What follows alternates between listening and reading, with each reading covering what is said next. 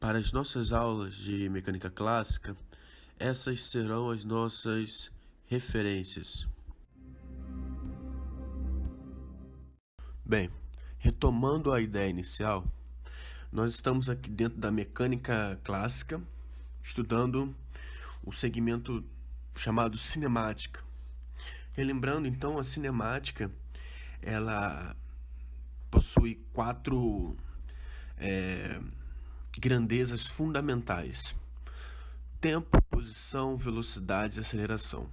Bom, então a cinemática cuida dessas quatro grandezas fundamentais. Como nós vimos até então, nós trabalhamos numa cinemática denominada cinemática escalar, ou seja, o movimento é em uma única direção, certo? Agora nós vamos para uma segunda etapa, onde trabalharemos com as grandezas vetoriais, né? Quer dizer, trabalharemos dentro da cinemática vetorial, considerando as grandezas vetoriais de fato como vetores, tá? Relembrando, as grandezas físicas podem ser escalar, vetorial, tá? Uma grandeza física escalar precisa apenas do número e uma unidade de medida. Já a grandeza física vetorial, além do número, de uma unidade de medida, ou seja, de uma intensidade, né, tem que ter também uma direção e um sentido bem específico, tá? Então, até então, nós trabalhamos com situações em que uma partícula se deslocava em uma trajetória retilínea, por exemplo, uma formiga andando em uma linha reta, né? Se tiver a favor do referencial, atribuiríamos sinal positivo, contrário, atribuiríamos sinal negativo. Só que agora nós vamos trabalhar com situações ao longo de um plano, por exemplo, uma formiga andando num quadro, né, numa lousa, tá?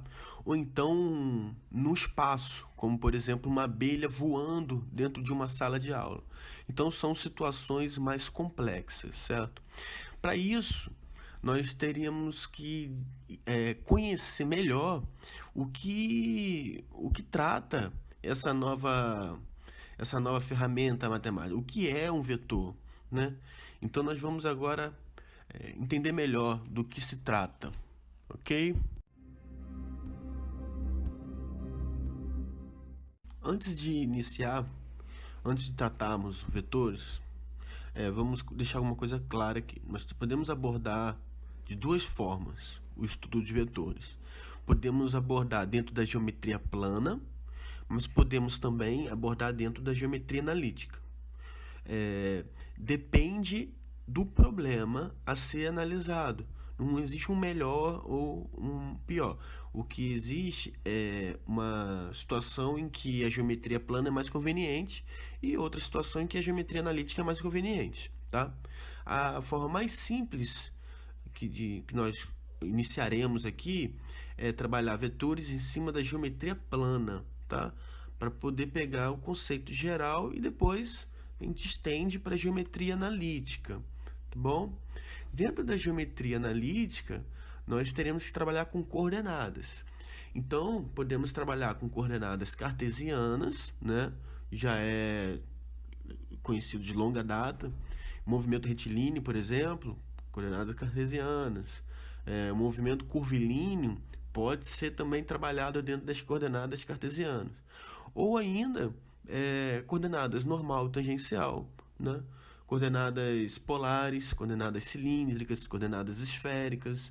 Só para ilustrar, se você quer estudar o movimento de uma formiga na superfície externa de um galão d'água, você pode tratar aí esse galão como um cilindro.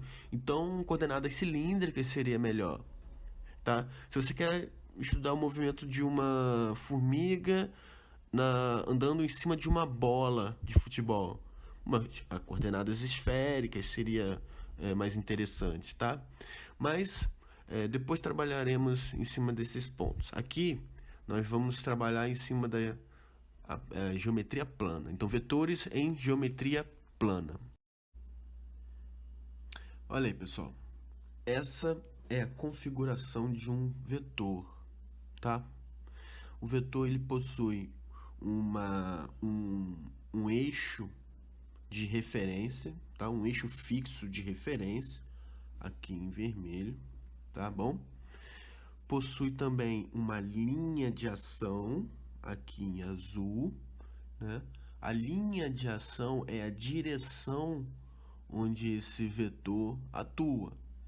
E com base num eixo fixo de referência, a gente pode determinar o ângulo dessa direção, tá? Esse ângulo ele passa a ser um ângulo único, um valor único. Assim você consegue especificar a direção desse vetor, tá? Então o vetor ele possui também uma origem, tá? E uma extremidade. A origem é o início do vetor e a extremidade é o final. A gente pode identificar aqui o sentido do vetor, né? O sentido vai da origem para a extremidade, né? A extremidade ela é representada por uma ponta de seta. Bom, então nós temos a direção, temos o sentido, certo? E temos também o módulo do vetor, também chamado de intensidade do vetor. É representado pelo tamanho, tá bom? Então, quanto maior for o desenho desse vetor, maior a intensidade dele, maior o módulo dele, tudo bem? Então, grandezas vetoriais são representadas por vetores. Por exemplo, eu tenho aqui nesse ponto esse vetor sendo aplicado. Poderia ser a velocidade de uma partícula, né? Então, a velocidade da partícula tem essa direção, esse sentido e essa intensidade aqui. Se essa partícula ela aumentar a velocidade e manter a direção, então eu vou ter um vetor agora maior, mas mantendo a mesma direção, o mesmo sentido. Entendeu? Então, poderia ser também uma representação de uma força. Então, nesse ponto aqui, imagina que tem um prego, um barbante preso nesse prego, e você está puxando esse barbante nessa direção e nesse sentido daqui. Qual é a força que você está aplicando? Então, a força vai depender, a intensidade da força vai depender do tamanho. Então, vetores são aplicados em grandezas vetoriais. Como a gente está trabalhando com partícula, né? Aqui a cinemática de corpos particulados, né? Onde a geometria é desprezada, nós vamos ter como características de um vetor, né? O que eu preciso para definir um vetor? A direção, o sentido e o módulo ou intensidade, né? Isso daqui é a parte numérica e a unidade de medida, tá bom? Aqui é representado pela ponta de seta e aqui é representado pelo ângulo, a direção é representada pelo ângulo. Mas temos também o ponto de aplicação desse vetor, né? Isso aqui também é importante. Quando nós trabalhamos com corpos extensos, como o nosso corpo possui diversos pontos, a relação de um ponto com o outro pertencente ao corpo, isso é importante.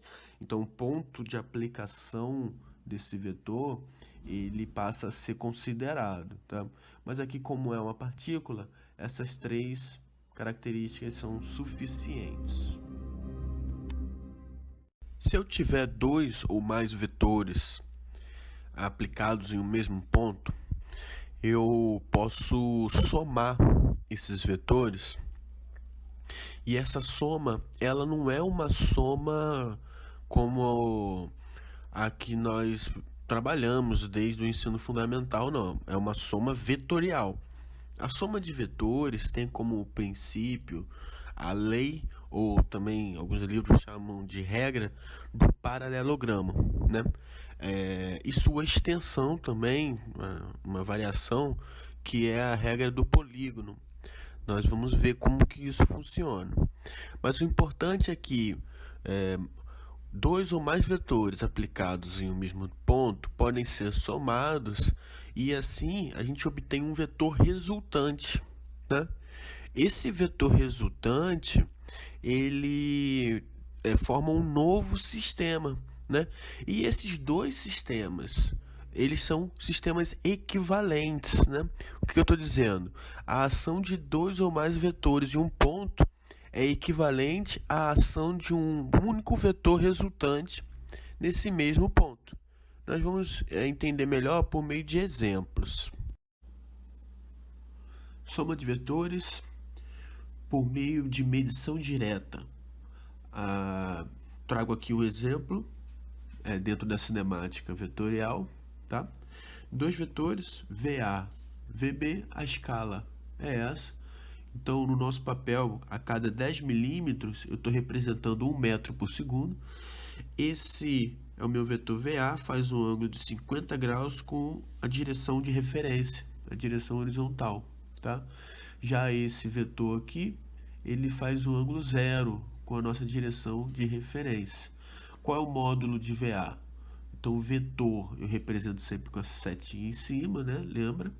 Então, módulo, símbolo de módulo, ó, módulo de VA é igual a VA, então representa assim ou assim, quando eu quero falar do módulo, que vale 3 metros por segundo, né? Então, o módulo tem a ver com o tamanho do vetor. Aqui, VB, módulo de VB é de também 3 metros por segundo. Então, os dois vetores possuem o mesmo tamanho, só que a direção e o sentido não são iguais. Eu quero somar esses dois vetores para obter um vetor resultante, determinar a velocidade resultante da soma desses dois vetores. Então, para fazer isso, eu posso utilizar a lei do paralelogramo, ou a regra do paralelogramo, ou a regra do polígono. Eu vou fazer os dois para vocês e vocês vão ver que é idêntico, a resolução é idêntica. Só a metodologia que muda um pouco. Então, primeiro, pela regra do paralelogramo, os dois vetores têm que possuir a origem coincidindo. Os dois vetores terão a mesma origem. Então, por exemplo, vou pegar esse ponto aqui para ser a nossa origem. O primeiro vetor, ele é horizontal, tá? O primeiro vetor, ele é horizontal. A direção dele está aqui, ó. Nessa direção. O segundo vetor faz um ângulo de 50 graus com a horizontal. Para achar um ângulo, eu tenho que utilizar um transferidor. Eu tenho aqui um transferidor, né? Eu vou alinhar ele.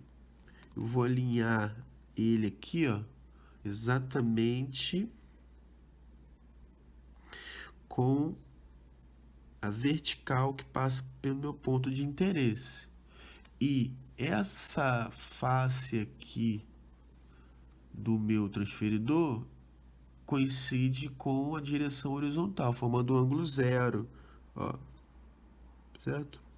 Agora eu posso determinar o ângulo. A partir daqui, eu vou andar 50 graus. Então, olha só, 10, 20, 30, 40, 50. 50 graus estaria aqui, ó.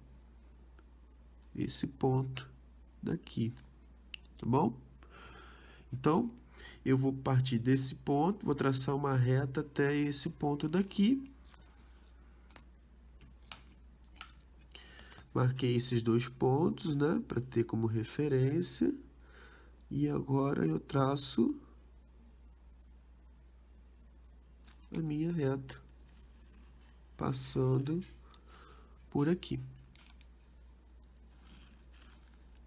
Certo? Esse ângulo é o nosso ângulo de 50 graus. Beleza? Agora eu vou colocar os dois vetores, cada um com um comprimento de 30 milímetros, equivalendo a 3 metros por segundo. Então, o primeiro, ó, eu vou alinhar aqui, né? Botar direitinho, para não ter muito erro de medição.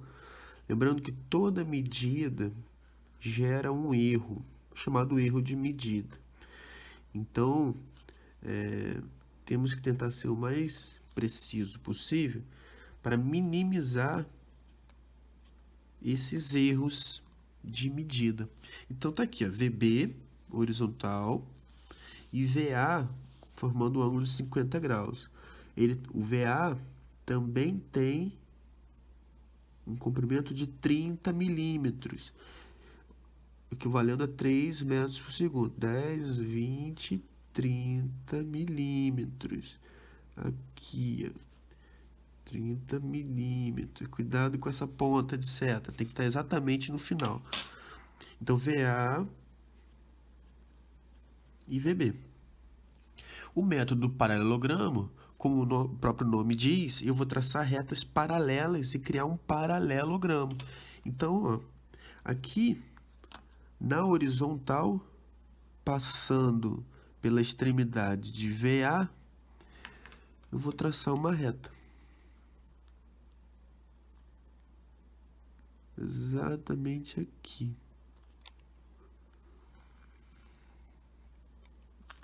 Então, essa reta paralela é essa. E, formando um ângulo de 50 também, ou seja, paralela a essa reta daqui, eu tenho que traçar uma outra aqui. Então, ó, eu vou, de novo, achar o meu ângulo de 50. 10, 20, 30, 40, 50. 50 está aqui. Então, ele vai desse ponto até esse ponto.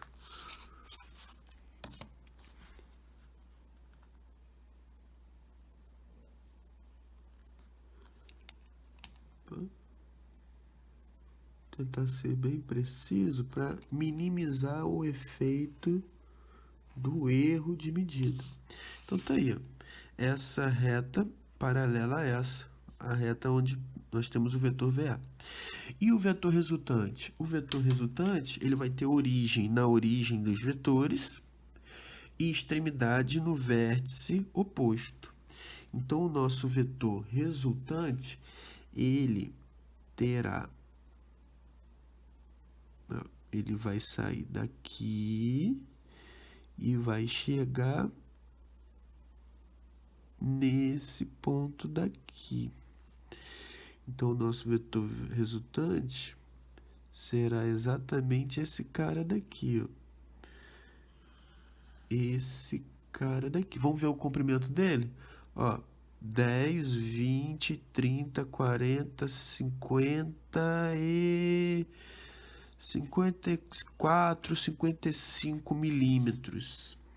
Então, esse cara aqui, que é o nosso vetor resultante, ele tem tamanho de 54, 55 milímetros, né? Então, na nossa escala, o módulo dele seria de 54 milímetros, então seria de 5,4, 5,5 aproximadamente metros por segundo, tá? E qual é o ângulo que esse vetor faz com a horizontal? Para achar o ângulo que esse cara faz com a horizontal, eu novamente vou alinhar aqui, ó, um ângulo com o zero e vou ver em que ângulo ele está passando o meu vetor. Então, vai ser, ó, 10, 20 e 5. 25 graus. Aqui, ó, de novo, ó, 10, 20, 25 graus mais ou menos. Então, esse cara daqui tem aproximadamente 25 graus. Esse aqui foi o método, né? Ou a regra, ou a lei, né? Depende do livro que você usa, do paralelogramo. Então, os dois vetores na mesma origem. Já a regra do polígono, eu coloco um vetor atrás do outro, formando um trenzinho, respeitando logo, lógico, a direção e o sentido. Então, extremidade de um com a origem do outro, um atrás do outro.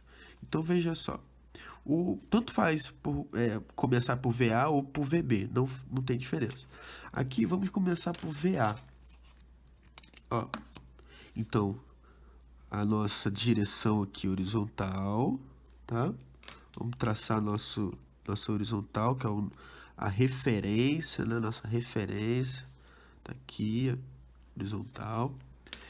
Com base nesse cara, eu acho o ângulo de 50 graus. Lembrando que VA faz um ângulo de 50 graus com a horizontal. Então, eu vou pegar um ponto qualquer para ser minha referência. Vou pegar esse ponto aqui, por exemplo. Vou alinhar o meu transferidor aqui certinho no zero. Aqui também, tanto na horizontal quanto na vertical ele está alinhado. Então, 50 graus. Ó. 10, 20, 30, 40... De novo, aqui, 10, 20, 30, 40, 50 graus. Ele vai estar aqui, ó. Vai estar passando aqui. Então, ele vai sair desse ponto e vai até esse. Essa é a direção. Essa é a nossa direção. Aqui. Tem que passar nessa direção. Certo? O tamanho dele é de 30 milímetros, então vamos colocar ele aqui, 30 milímetros, partindo desse ponto, nessa direção. Então, ó, 10, 20, 30 milímetros. Aqui está o nosso vetor VA. VA. 50 graus... com horizontal. Agora, VB está na horizontal. Então, na extremidade de VA, eu vou traçar uma reta horizontal. Aqui. E o meu vetor VB vai estar saindo da extremidade de VA. VB também tem 30 milímetros, então eu vou alinhar aqui, ó. VB também tem 30, alinhei aqui pela régua, então 10, 20, 30 milímetros. Ele vem até aqui, mais ou menos. VA, VB. E o meu vetor resultante... ele vai ter origem na origem do primeiro vetor e extremidade na extremidade do último. O método, a regra do polígono, ela é interessante porque eu posso fazer a soma de vários vetores consecutivos. Lembrando que a origem tem que estar na origem do primeiro e a extremidade na extremidade do último. Então, pode ligar vários. Né? Já o paralelograma é de 2 em 2, para formar um paralelograma. Então, vamos aqui. O vetor resultante, ó, origem na origem do primeiro, extremidade na extremidade do último. É esse cara daqui, ó. Ele vai sair daqui e vai até aqui. Vamos medir, então, olha só. 10, 20, 30, 40... Calma aí. Ó, 10, 20, 30, 40, 54 milímetros. Então, esse é o nosso VR. 54 milímetros, utilizando a nossa escala, né? A escala de 10 para 1, 54, então equivale a 5,4 metros por segundo. Olha só, mesmo módulo, né? Mesmo módulo. O método, a metodologia que é diferente. Agora, e o ângulo? O ângulo, esse ângulo daqui, ó, como que eu posso achar esse ângulo? Igual eu achei o outro, utilizando o transferidor. Então, eu vou alinhar esse cara aqui. Ó. Ele está alinhado na horizontal, com 0, e está alinhado na vertical. Então, 10, 20... Ó, 10, 25 graus mais ou menos. 25 graus, idêntico, né? Idêntico. Os dois métodos, as duas regras são idênticas.